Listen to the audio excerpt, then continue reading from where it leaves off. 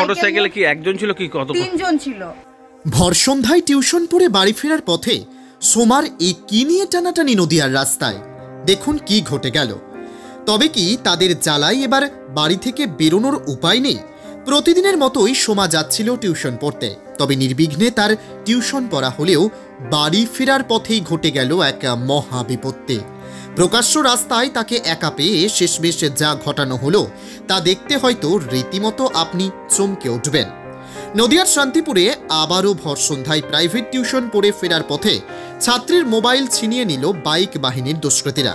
সম্প্রতি কয়েকদিন আগে শান্তিপুর দত্তপাড়া থেকে টিউশন পড়িয়ে ফেরার সময় এক গৃহশিক্ষিকার সাইকেলের সামনে লোহার ঝাঁকায় থাকা নতুন অ্যান্ড্রয়েড মোবাইল এবং মাইনে বাবদ নগদ প্রায় ৫,০০০ টাকা রাখা ব্যাগ ছিনিয়ে নিয়ে একই মোটরসাইকেলে আসা ৩ দুষ্কৃতী ছিনিয়ে নিয়ে যায়। থানায় লিখিত অভিযোগ সত্ত্বেও কোনো রকম কিনারা হয়নি আজও। তারই মধ্যে এদিন আবার নতুন করে প্রায় একই পদ্ধতিতে টিউশন থেকে বাড়ি ফেরার পথে এক ছাত্রীর কথা বলা অবস্থায় সাইকেল চালানোর সময় পেছনের দিক থেকে একটি মোটরসাইকেলে ৩ যুবকের মাঝে বসে থাকা যুবক তার হাত থেকে মোবাইল ছিনিয়ে নেয়। ঘটনাটি ঘটে শহরের অন্যতম শান্ত এলাকা বলে পরিচিত পটেশ্বরী তলায়। ওই ছাত্রীর নাম সোমা খাতুন, বাবা নূরজামাল শেখ, বাড়ি বেরপাড়া হাজি দিন মোহাম্মদ ট্রিটে। পথে পটেশ্বরী মন্দিরের কিছুটা আগে শ্রীরাম গাঙ্গুলি লেন সংযোগস্থলে একটি অন্ধকার জায়গায় তার হাতে থাকা মোবাইল কেড়ে নেওয়ার সাথে সাথে সে চেঁচিয়ে ওঠে, কিন্তু ওই এলাকার কেউই রাস্তার পাশাপাশি ছিলেন না। যদিও কিছুটা দূরে এক দোকানদার পেছনে আসা অপর একটি মোটরসাইকেলকে ধাওয়া করতে বলেন, কিন্তু ইতিমধ্যেই দুষ্কৃতীদের সেই মোটরসাইকেল উধাও হয়ে যায়। তবে ওই রাস্তায় বেশ কয়েকটি সিসি ক্যামেরা থাকার কারণে ফুটেজ পাওয়া যাবে বলেই তার বিশ্বাস। অন্যদিকে ছাত্রী সোমা খাতুন শান্তিপুর থানায় একটি লিখিত অভিযোগ করেছে এবং তারই ভিত্তিতে পুলিশ তদন্ত শুরু করেছে।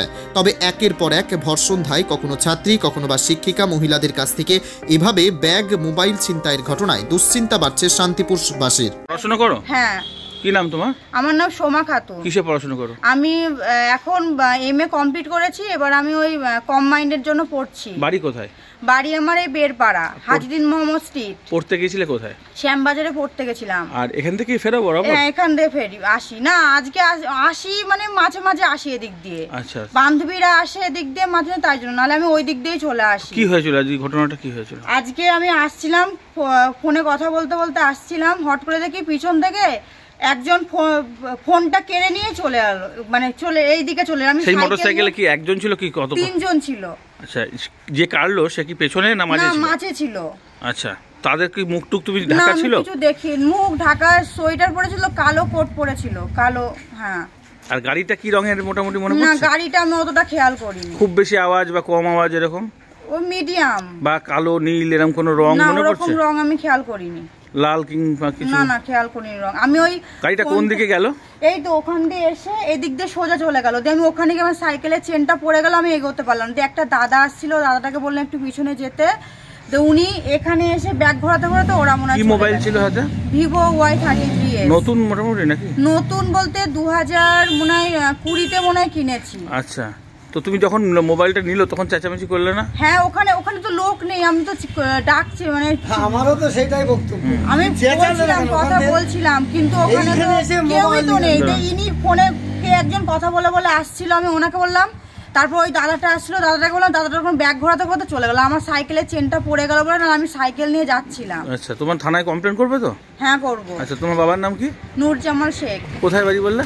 নতুনহাট হাজিদিন মোহাম্মদ স্ট্রিট। আচ্ছা, আর এই যে 3 জন গেছে তাদেরকে দেখলে মোটামুটি চিনতে পারবে তুমি? আমি তো মুখ দেখিনি।